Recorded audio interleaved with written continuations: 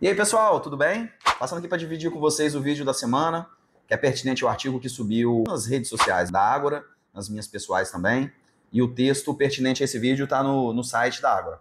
Basta você conferir lá, tá bom?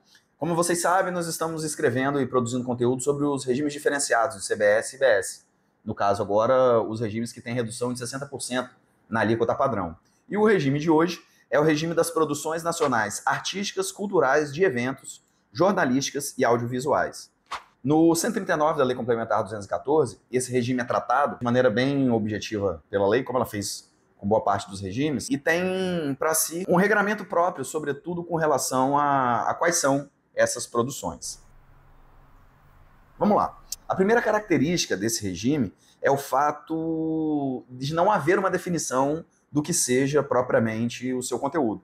Na verdade, mais uma vez, a lei complementar usa a técnica da enumeração, cria uma tabela própria para dizer quais são esses serviços, que é o anexo 10 da lei, e usa a nomenclatura das NCMs e das NBS de bens e serviços para poder dizer quais são as atividades ou os bens relacionados com esse regime, tá bom? Então, esse é um outro ponto também que é importante ressaltar, que trata tanto de atividades quanto de bens, tá? É importante dizer que existem bens relacionados a essas atividades que vão ser afetados por essa redução de 60% também. O segundo ponto para esse regime é de que os bens e serviços, eles não podem ser simplesmente nacionais. Eles têm que estar contextualizados em algum movimento cultural, vamos dizer assim. É o que enumera o próprio caput do 139.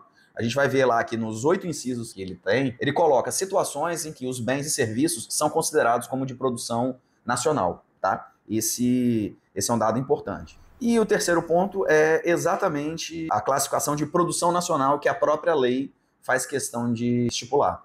Nos parágrafos do artigo 139, constam as hipóteses em que situações descritas no caput são consideradas produções nacionais. Aí vale a pena ler e conferir, porque ora a lei usa o conteúdo dessas produções, né, o conteúdo ser nacional para que a produção seja considerada nacional, ora a lei usa um conteúdo territorial. Ser a produção executada no Brasil vai considerá-la produção nacional. O único ponto, nesse terceiro ponto, que eu gostaria de chamar a atenção é que para as obras cinematográficas ou videográficas, a legislação, o parágrafo 2º do 139, remete à lei de audiovisual. Então é importante a gente ir lá na lei e conferir a classificação que a lei dá para produções nacionais e não nacionais, porque isso já existe no direito positivo brasileiro. Tá bom? Essas são as características desse regime diferenciado, das produções nacionais de conteúdo artístico, cultural, de eventos, jornalísticos ou audiovisuais, e tratam de um regime próprio específico que não havia sido contemplado antes na legislação anterior, de maneira tão condensada, e que vai fazer diferença para muita gente, né? Sobretudo o pessoal do setor de eventos, que foi beneficiado pelo PERSE recentemente, teve toda essa discussão aí, mas que com a reforma tributária tem esse